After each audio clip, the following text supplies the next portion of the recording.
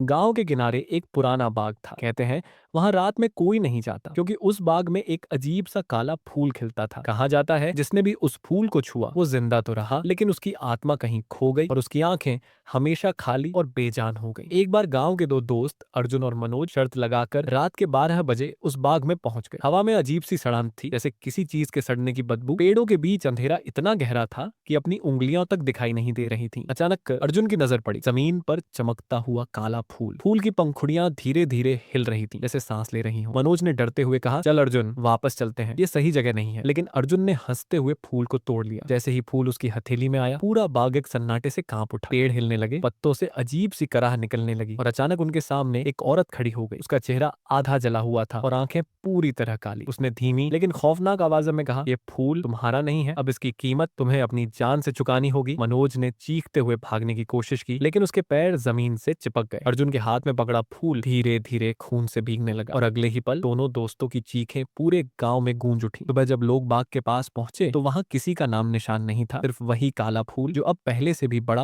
और डरावना लग रहा था। आज तक कहा जाता है जिसने भी उस फूल को देखा है उसकी आंखों में वही खालीपन उतर जाता है।